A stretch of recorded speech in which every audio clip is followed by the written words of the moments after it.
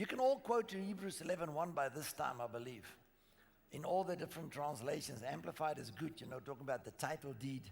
But Hebrews chapter 11 verse 1 says, now faith is the substance of things hoped for, the evidence of things not seen. Kobus van Rensburg translation, faith brings the unseen into the seen.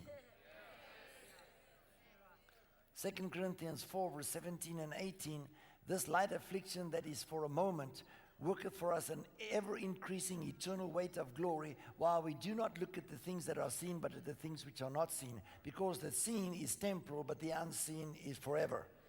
Okay?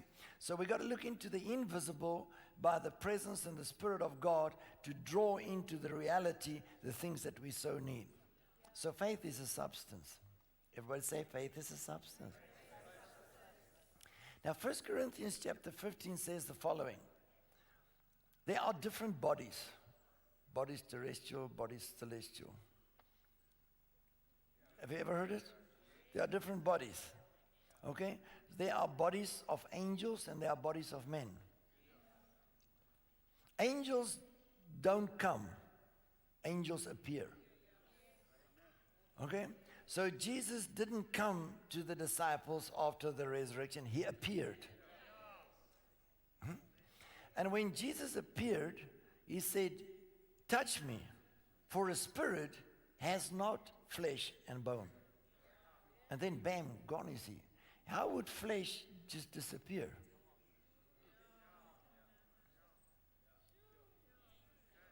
Okay, so there are different bodies. So Jesus has a glorified body after the resurrection, but it's still a body. The disciples could touch him without their hands going through his hand. So he was of substance, but not of matter. Do you understand? Jesus had substance, but he had no matter. Okay, this chair is substance, the material is the substance of the chair hoped for, the evidence of the chair not yet seen. So we take material, we make the chair. But it also has matter. So Jesus appeared in a substantial body without matter. So he could disappear and appear and disappear. That's why Hebrews chapter 12 verse 2 says, having your eyes fixed on Jesus, the author and finisher of faith. Okay, so if he's the author, he started our faith, he will finish our faith. He is of substance but not of matter. That's why Paul says, although we knew Christ after the flesh, we do not know him now after the flesh. Okay, but yet he said, I am flesh. So it's a different flesh. The Word became flesh of substance and matter. Then he was resurrected from the dead and he became substance without matter. Now he's the author and finisher of our faith. So I can look at this Jesus that I do not know after the flesh, but I do know him after the flesh. I can look at him and I can get the substance of things hoped for, knowing the realm where he dwells. Everything comes from there because it's from that realm that God said, let there be, and there was. Do you understand? So the same chapter in verse 4 says, I'll do a sermon on that later. Would you like a sermon like that? So the same chapter 11 verse 4 says, by faith, Abel brought a better sacrifice than Cain. By faith, he offered. Everybody says it costs faith to bring an offering.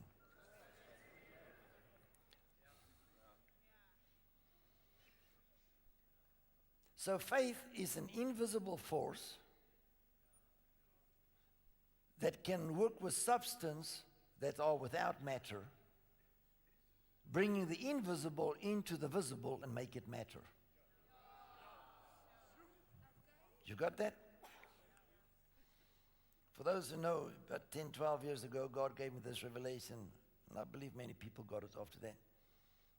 Money is the substance of things hoped for. It's the evidence of things not yet seen.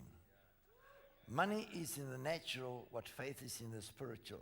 That's why Jesus said you cannot serve two masters. Because both are forces.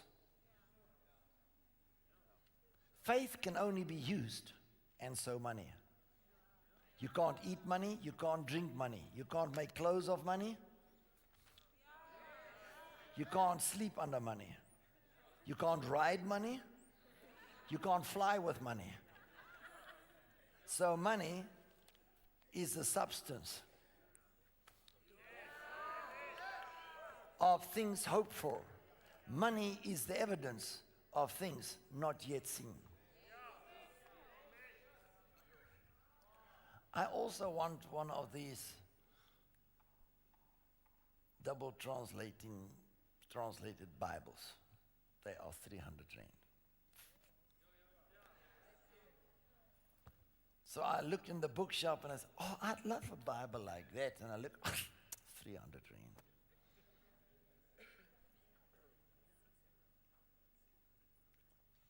So I have faith. Because without faith, it's impossible to please God. We are saved by faith. By grace through faith. It's not of ourselves, it's a gift of God. So Romans 12 verse 3, God has dealt to every man the measure of faith. So I have faith. Without faith, I can't live the Christian life.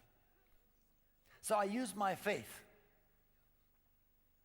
The invisible force of substance that can bring invisible stuff into matter. So now I pray, I haven't got the Bible, but I've got a mental picture. Father, I need that Bible. In the name of the Lord Jesus, I confess that I will get it. So I take a visible force. Okay?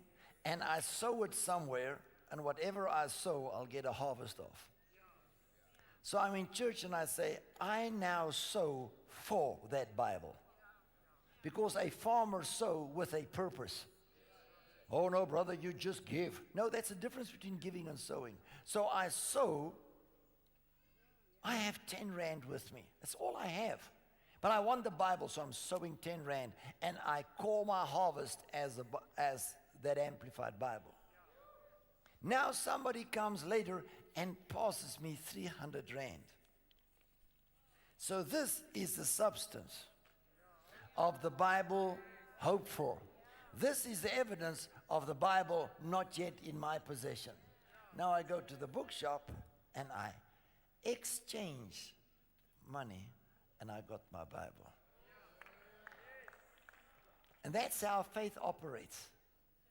I always got to have faith for the next thing. I can't use yesterday's faith for today's thing. Faith is just an exchange rate in the spiritual realm. So that's why the righteous shall live by faith. I got to have faith every day. Yesterday's faith is not good for today's things. Okay? So yesterday's money is spent.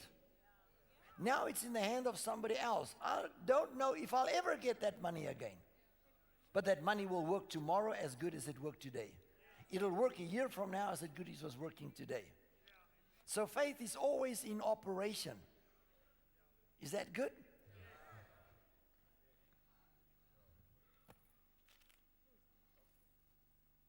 So it takes faith to every month take a tithe off of your salary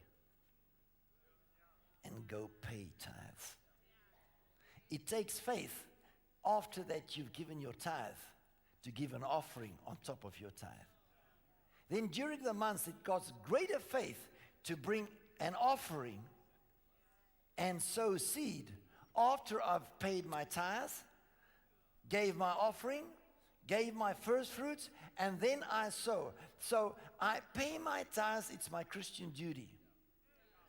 I give and know that as I give, it shall be given to me. Good measure, pressed down, shaken together, shall men give unto my bosom.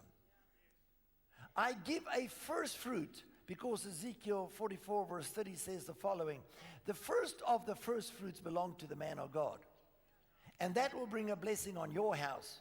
The tithe bring a blessing to God's house. Meet in my house. The first fruit bring a blessing on my house. Then on top of that, I sow on purpose to get a harvest. My giving, I give. I cast my bread upon the water, and I leave it there. After a few days, it will automatically come back to me. But my seed, I call it. Whenever I sow, I say, Father, I sow today because I want to pay that thing, or I want to get that thing, or I want to get a new suit or a new clothes or whatever it is. Okay? And the church need to be taught the difference between tithing, giving, first fruits, sowing. Is that good? And all of that costs faith, especially if you have a budget that Christians should not have. How can you operate with a budget if you don't know what your income is?